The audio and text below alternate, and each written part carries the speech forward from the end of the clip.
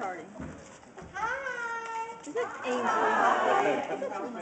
I knew it was her. Hello to all you ladies and gentlemen, and to the rest of you too. Yeah, thanks. It is my honor to introduce our next performer, who's from New Jersey. She's a comedian. Isn't that funny?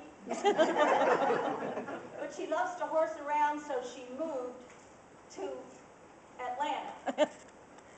She's funny wherever she goes, and tonight, for the very first time, she's appearing in Fredericksburg. So would you please help me welcome Sue Ryerson?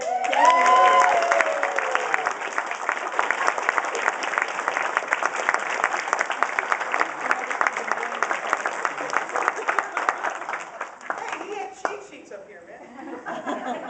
Now I do. Excuse me, let me just get set up for a second here. How's everybody doing? Pretty good?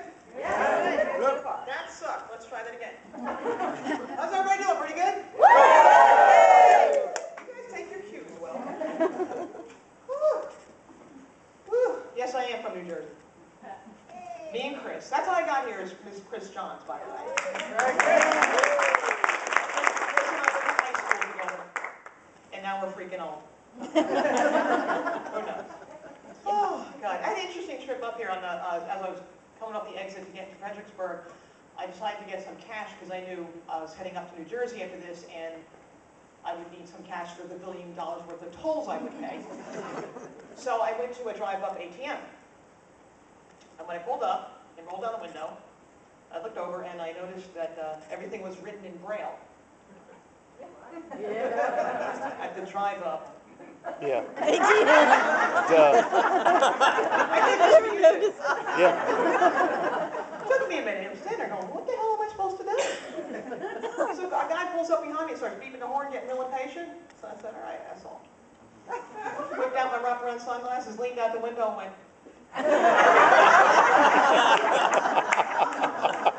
pulled out the cash, and when I left, I banged into a couple things with the look good.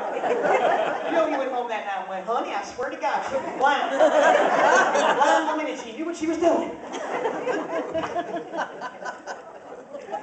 But as Ainsley did mention, like I said, I am from New Jersey, and I'm Italian. Isn't that strange? There's like no other breed up there. No other breed. And I come from a large Italian family.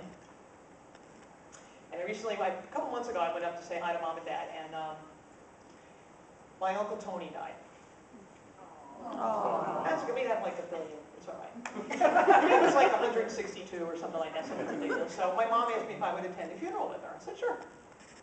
So I get to the funeral, and if you know Italians, you know we're very dramatic, very emotional people.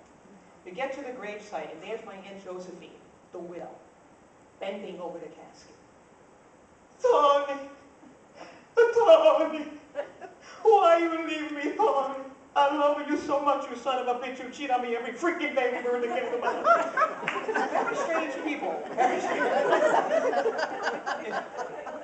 And in my family, everybody's named Tony, because the Italians are not very creative. They go, that's a good name, let's use it 25 times. So I have 13 Tonys in my family. So we started making up nicknames. Big Tony, Little Tony, Fat Tony, Skinny Tony. Like that. They got to number 13, my cousin, and it ran out of nicknames, so he's Tony fucking Tony. He's kind of cool because you can actually call him that out in public. Hey, Tony fucking Tony, how you doing? And I ran into him after the funeral. I haven't seen him in a long time. He's a short little shit with an attitude. He's Italian. I said, hey, Tony fucking Tony, how you doing? He said, okay. Well,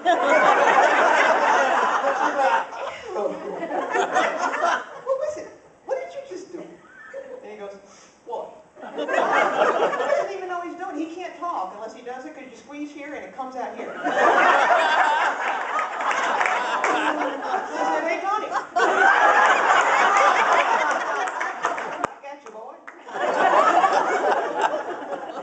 And now, of all things, like Ainsley mentioned, I don't live in Atlanta. I live way the hell west of Atlanta. I live 5 minutes from the Alabama border on a farm. Whoa. I wake up every morning going, how the hell did I get here? I can't figure it out. I'm a Jersey kid. But it's kind of neat because it's a horse farm. got a horse, thank you. And he's a short little shit with attitude, so I named him Tony fucking Tony. I got him a little white beater to wear. Let's go do some bling. But it's really funny because I didn't know anything about horses.